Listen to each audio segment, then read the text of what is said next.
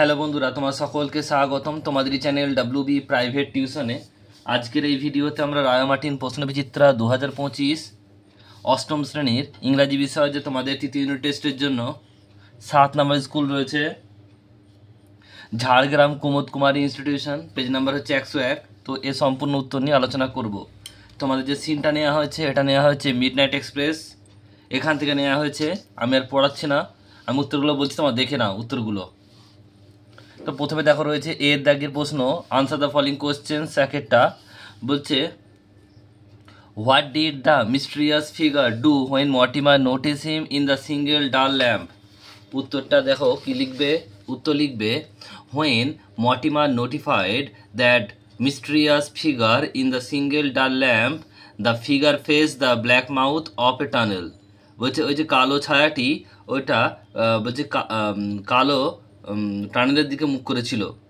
Next প্রশ্ন দেখো দুইটা বলছে যে what was the reaction of Mortimer when his instinct were rouse. বলছে when Mortimer's instinct were rouse he walk quickly toward the figure and look into the his face. তখন সে কী করেছিল, সে তাড়াতাড়ি ছায়ামূর্তির দিকে গিয়েছিল এবং তার মুখটা দেখেছিল। নেক্সট প্রশ্ন তিনেরটা বলছে হোয়াট ডিড প্যানিক বলছে স্ট্রাইকেন মর্টিমার ডু। উত্তরটা কি বলছে, এখানে উত্তরটা এখান থেকে লিখবে, তার কি ভয় লেগেছিল এখান থেকে লিখবে তোমরা এত দূর। কি লিখবে দেখে নাও, লিখবে a wave of panic search through Mortimer, he turn grasps and broke into a wild run. He stamped out of the platform and roused down to moonlit road. এত লিখবে তোমরা। নেক্সট হচ্ছে বিয়ের দাগের বলছে ট্রু ফলস লিখতে হবে, দেখে নাও, আর সাপোর্টিং স্টেটমেন্ট দিতে হবে। একটা Mortimer was acquainted with the mysterious figure, true হবে। আর সাপোর্টিং স্টেটমেন্ট তোমার লিখবে এই মর্টিমার থেকে চাইল্ডহুড। আবারও বলছি মর্টিমার থেকে চাইল্ডহুড, এতদূর তোমরা লিখবে। নেক্সট প্রশ্ন দুইয়েরটা Mortimer remain calm and quiet when he was in panic, এটা ফলস হবে। আর সাপোর্টিং স্টেটমেন্ট তোমার লিখবে এখান থেকে লিখবে এ ওয়েভ, এখান থেকে wild run into a wild run, সে খুব জোরে দৌড়েছিল। নেক্সট রয়েছে দেখো তিনেরটা the foot step of the mysterious figure was echo behind Mortimer, true হবে। সেই ছায়ামূর্তির আওয়াজ তা ইকো করছিল মর্টিমারের পিছনে, ট্রু হবে। আর সাপোর্টিং স্টেটমেন্ট লিখবে এখান থেকে he could hear the echo, সে তার ইকো শুনতে পেয়েছিল, পায়ের আওয়াজের ইকো শুনতে পেয়েছিল ছায়ামূর্তির। এরপর দেখা রয়েছে তোমাদের কবিতা নেওয়া আছে সামার ফ্রেন্ড, গ্রীষ্মের বন্ধু। এখানে দেখো রয়েছে কবিতাটা, আমি পড়ছি না, আমি উত্তরগুলো বলছি, তোমরা দেখে নাও। দুইয়ের দাগের এর একেরটা the swallow twitter at the time of, তাহলে বলছি সোয়ালো পাখি কখন কিচিরমিচির করতো, এটা হবে হ্যাপিনেস, অপশান নাম্বার বি, খুশিতে। দুইটা the sparrow will be with the poet only in at, এটা হবে কি option number D, the time of adversity. Next রয়েছে পরেরটা বিয়ের দাগের প্রশ্ন, বিয়ের দাগের একেরটা বলছে why is the swallow called a summer bird. উত্তর লিখবে দেখে নাও, কি লিখবে The swallow is called a summer bird because it arrives with the warm weather of summer, creeping in the poet's chimney for a week at a time only to fly away where the weather turned cold.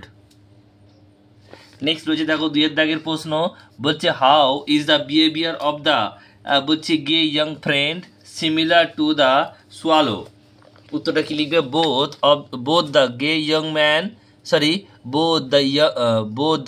young friend and the swallow are fair weather companion.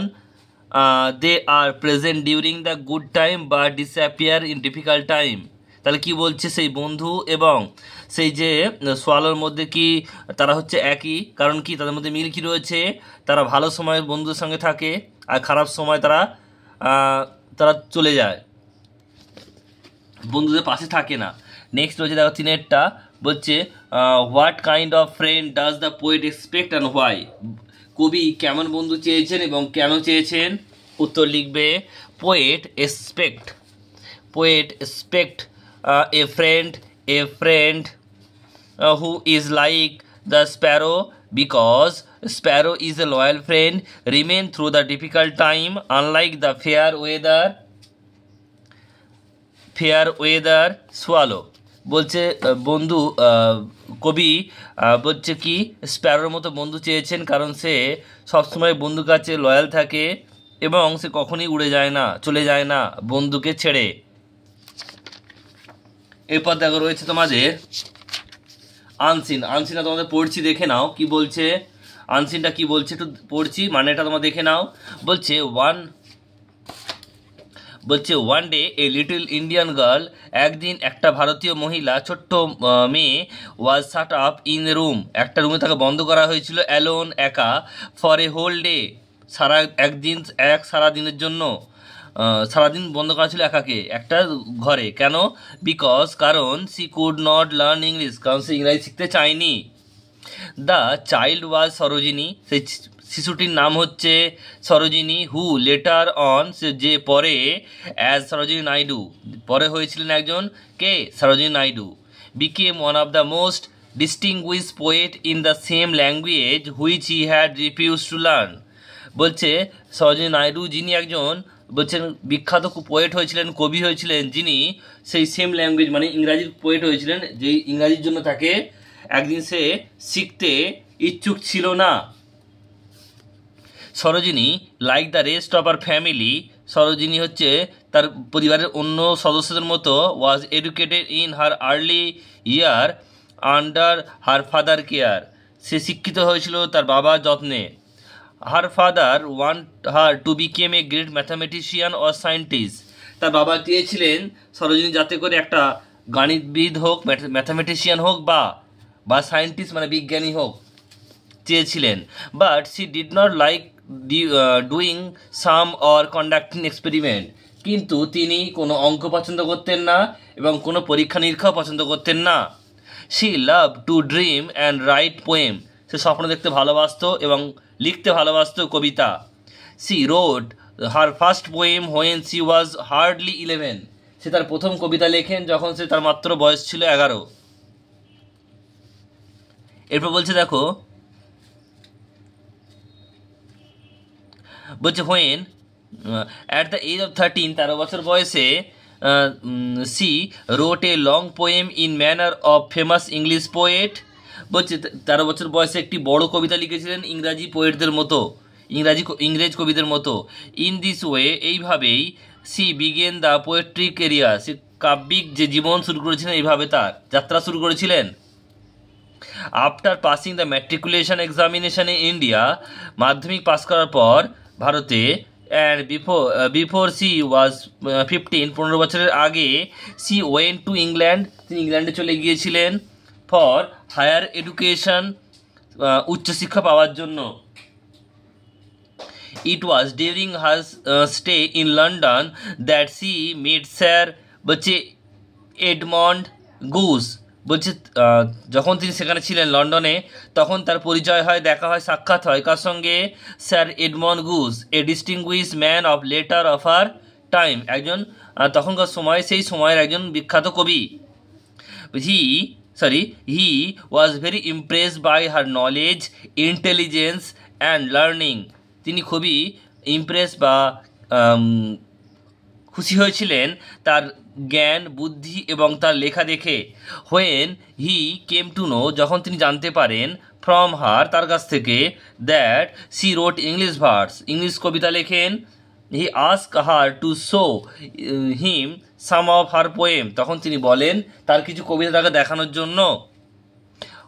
বলছে on reading her poem he was astonished to find that they were written in almost flawless English, but was disappointed that they had nothing for the West in them. বলছে যখন তিনি পড়তে শুরু করেন কবিতাগুলো, তখন তিনি ইমপ্রেস হয়ে যান এবং দেখেন যে কবিতাগুলো সবই ফ্লোলেস ইংলিশে লেখা রয়েছে, কিন্তু তিনি একটু দুঃখিত হন, কারণ সেখানে কোনো মানে ইস্ট মানে হচ্ছে এখানে, কিন্তু মানে হচ্ছে বিদেশের কথা বলছে, এখানে ইংল্যান্ডের কথা বলছে, সেখানের বিষয়ে কোনো কবিতা লেখা নেই। They were all about English side and from this date onward she devoted herself to writing verse about India. তাহলে সেখানে কি বলছে, সে তারপর থেকে তিনি শুরু করেন যে তিনি ইন্ডিয়ার বিষয়ে লিখবেন।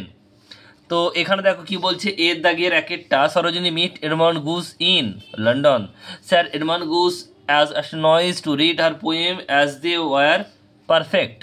এবার ট্রু ফলস রয়েছে একেরটা, Sarojini fulfil the desire of her father, সে বাবার স্বপ্ন পূরণ করেছিল, ফলস হবে, কারণ বাবা চেয়েছিলেন কি ম্যাথামেটিশিয়ান বা সায়েন্টিস্ট।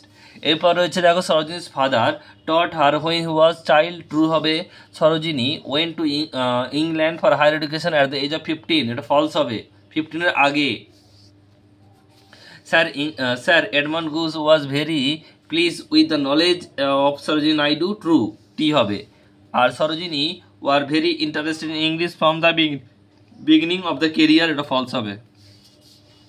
এরপর হচ্ছে প্রশ্ন উত্তর, সি এর দাগের একেরটা, Y could Sarojini not fulfil the wish of her father, কেন তিনি স্বপ্ন পূরণ করেনি বাবার ইচ্ছা, উত্তর লিখবে, দেখে নাও। লিখবে Sarojini could not fulfil the wish of her father because her father wanted her to became a great mathematician or scientist but she became a great English poet. Next দেখো রয়েছে পরেরটা, বলছে হোয়াই ডিড সরোজিনীর father shut her up in the room, কেন বন্ধ করেছিলেন তাকে, লিখবে কি, লিখবে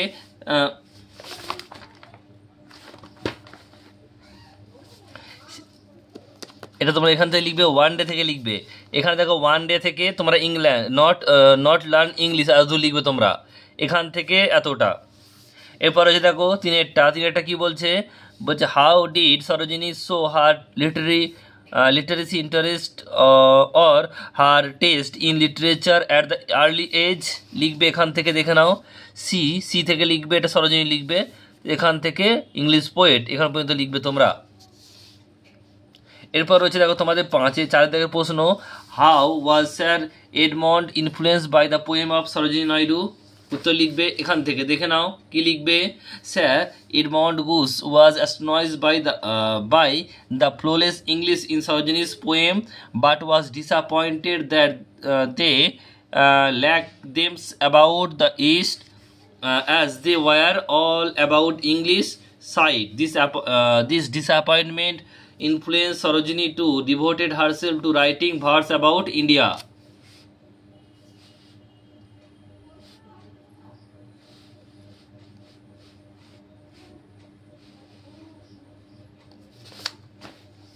এরপর হচ্ছে ডি এর দাগের প্রশ্ন, find out the meaning, demand, deny, refuse হবে, সারপ্রাইজ, অ্যাস্টনয়েজ হবে, এমিনিয়েন্ট, ডিস্টিংগুইশ হবে।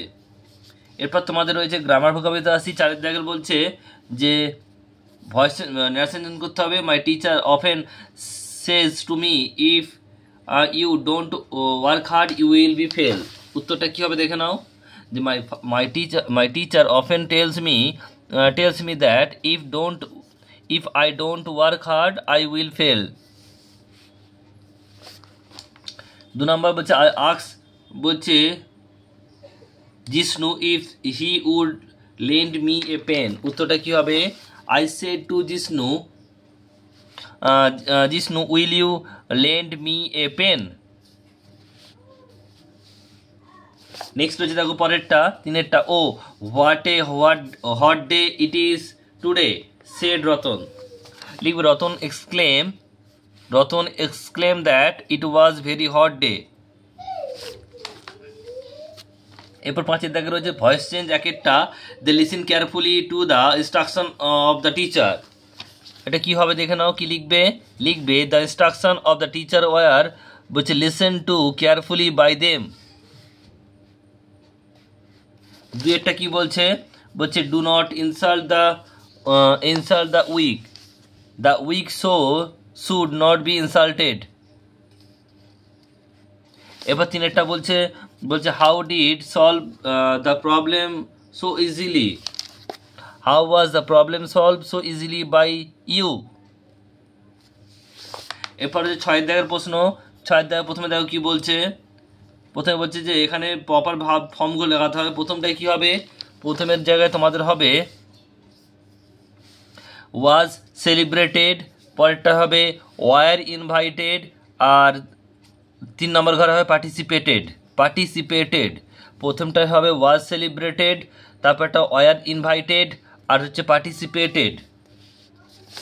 নেক্সট রয়েছে দেখো পরেরটা 7-এর দাগে 2001 একেরটা, Netaji was elected the president of Congress full stop, he was in jail at the time, join the sentence with adverbial clause.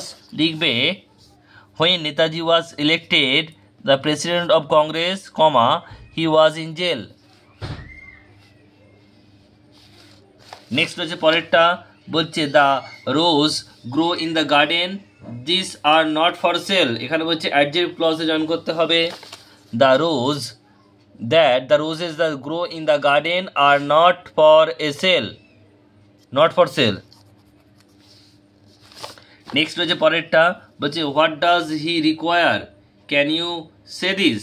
বলছে join the sentence with noun clause. উত্তরটা কি হবে, can you say what he requires.